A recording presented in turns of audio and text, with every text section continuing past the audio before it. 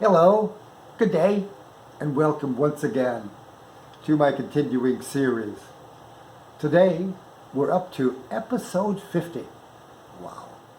And a lot more to go.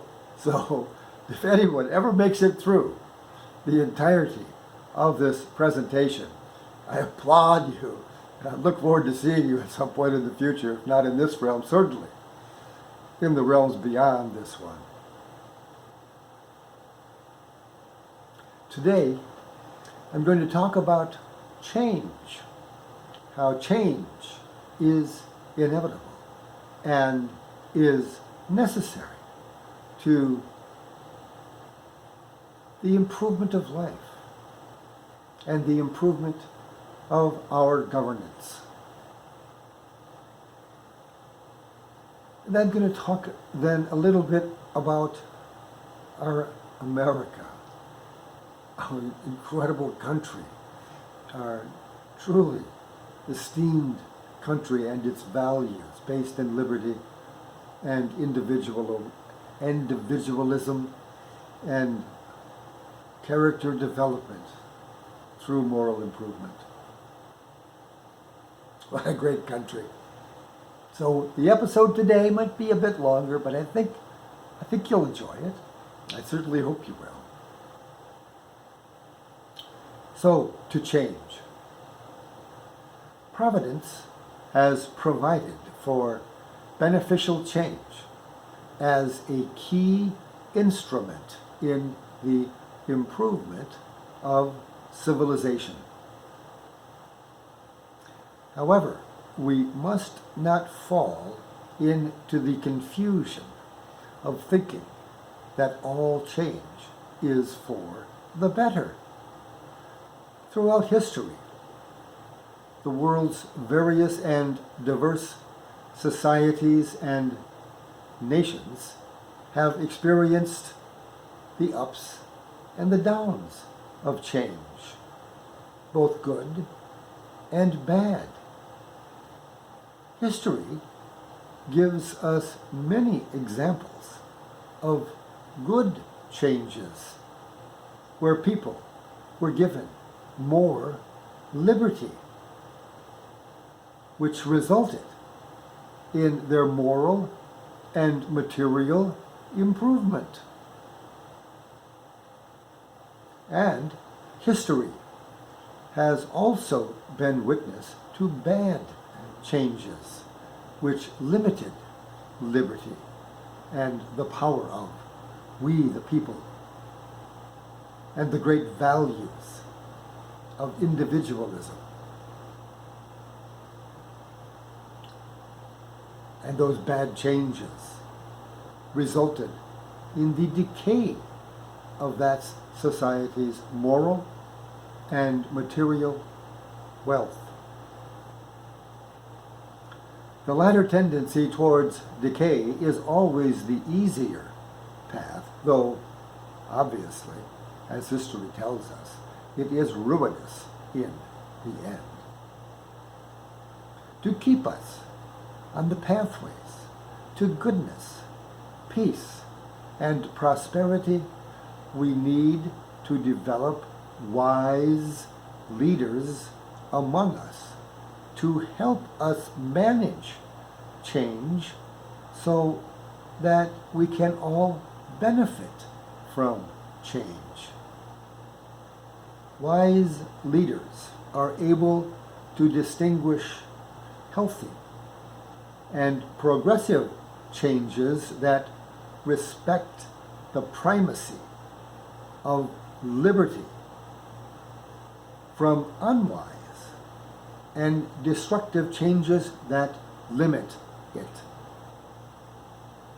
Most importantly, wise leadership always encourages development of good citizenship and good character in all citizens. People thus educated and instructed tend to reject bad behavior in their conduct.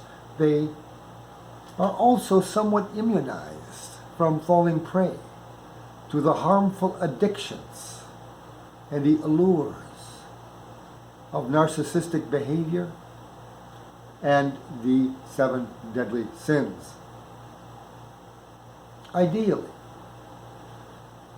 people become thoughtful, well-informed citizens who steer the nation in the right direction.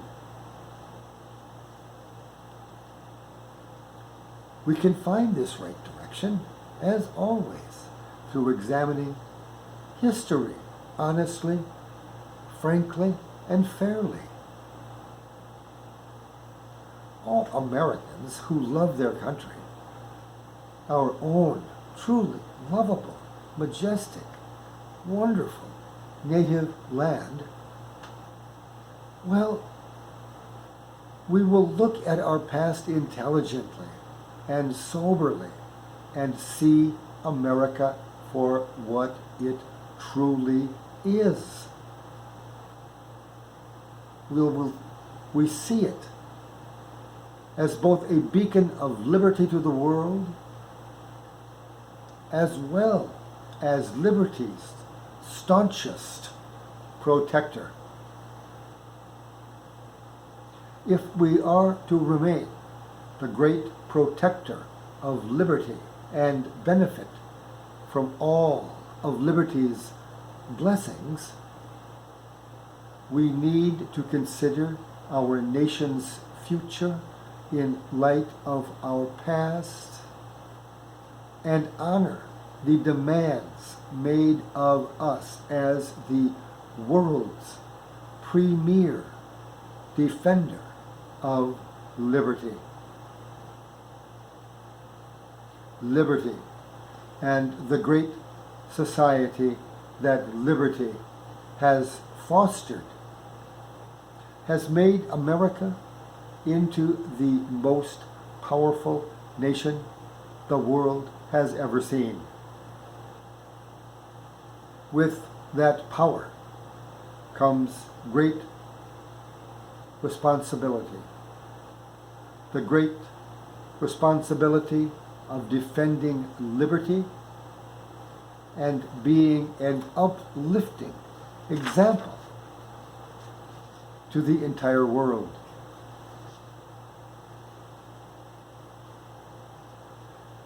I would ask most humbly all of our nation's great patriots to intelligently consider our nation's future through the lens of the past. If we are to remain a great example to the world and are truly solicitous and protective of our prosperity and our posterity, those that will come after us into this great land. If we are to do this, we must thoroughly investigate the historical causes of progress and the values necessary to societal vitality. When we discover those causes, we must enact laws and encourage societal mores that implement those causes into our society.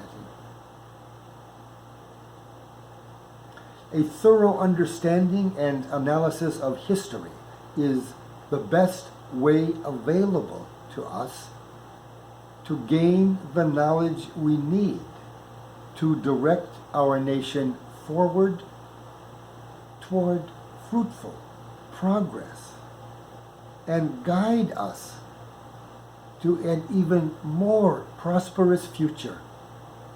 History tells us what has worked effectively in the past to bring us the good things of life, and what has failed to accomplish these most glorious ends. Let us be guided by these wise words of Jesus. By their fruits, so shall you know them. With this knowledge of what makes for good or bad fruit, we can create and preserve the kind of society within which we all want to live. Among other things, history tells us of the truths and the benefits of liberty. It tells us that free enterprise, private property acquisition and its retention, fair and private contracts between people, freedom of association, and most importantly, the ideas that support self-reliant individualism. These ideas and values have made possible the greatness that America has enjoyed in its past. Our system of liberty, protecting governance, and our character-developing moral modes of living have given us our great American culture. Liberty and individualism have brought us our prosperity and sustained our moral, social civilization. We need to continue to embrace the time-honored values that made us great, so that we continue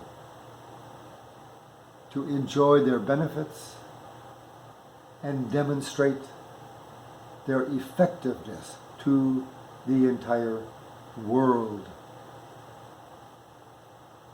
Wow. Grand design, American greatness.